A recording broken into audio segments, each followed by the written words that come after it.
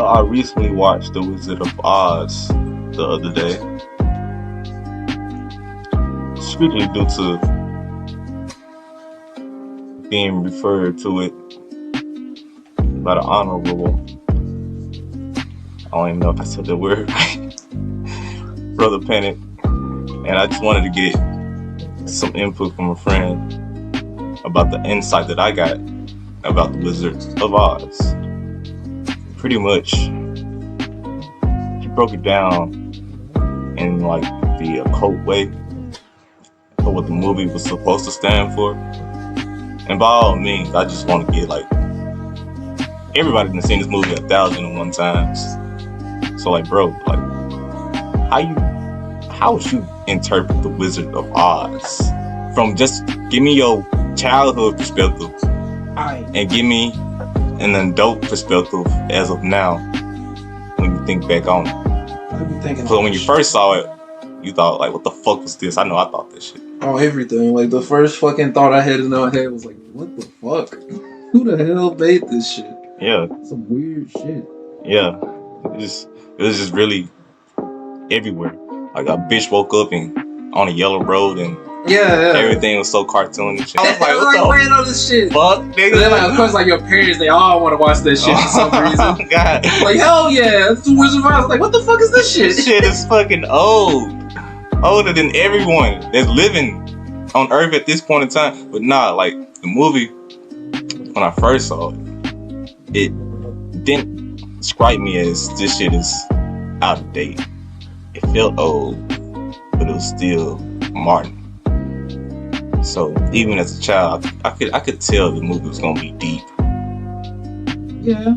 I just didn't give a fuck about it. I just really didn't give a fuck. That's what it is. You know what I'm saying? So like, from what Brother Panic was saying, first I still didn't get your perspective of it. Like when you was a child, like when you first saw it. Well, what I'm saying is like, well, when I was a fucking kid, I ain't get no fuck about no Wizard of Oz. That shit was weird. I was like, man, what the fuck is this? And then like, I was all talking about how great of a movie it is. When I got older, like, not like too much older, but like, like maybe teens are watching, I was like, okay, it is a movie. It's a movie. Yeah, it's a movie. It ain't just a piece of shit I thought it was. Yeah. You know, it got a message behind it, obviously. Like when I first seen it, it's like me first really watching it, I kind of cried a little bit. Cause like, like the nigga got... No, real talk. Like, I remember that shit being just like actually fucking scary.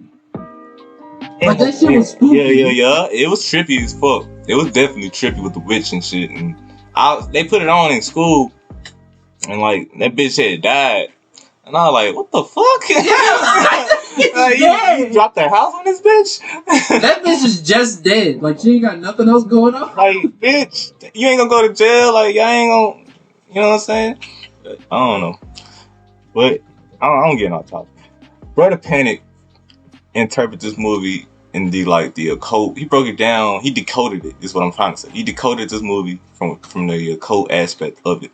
Yeah. So basically, it's all about the human on Earth going through his own personal experience, out-of-body experiences, with the lion being Dorothy, with the Tin Man being Dorothy, with the Scarecrow being Dorothy. It's all representative of who she is. True. So it's kind of but she is the representative of the human being on Earth as we go through life, if that makes sense.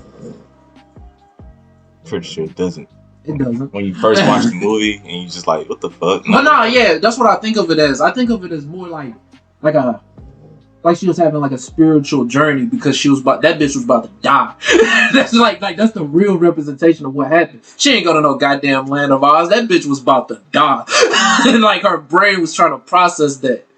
And like basically, you know, everybody got their own insecurities and their own shortcomings, and like, you know, so like all of those are, I get what you're saying. All of them are her. Like, there's not a representation of a character. It's a representation of her fears and her anxieties about herself. And it's like at the end, you remember when I don't even know if that was a godmother. I'm just gonna call her a godmother because the bitch had a wand, and She was like in all blue and sparkly and shit. She was like at the end, Dorothy was talking to her. She was like, she said some shit, and then she looked behind her to get confirmation from all three of the niggas she been rolling with. She had like something about courage and something about smarts and something about brains. Yeah. Well, yeah.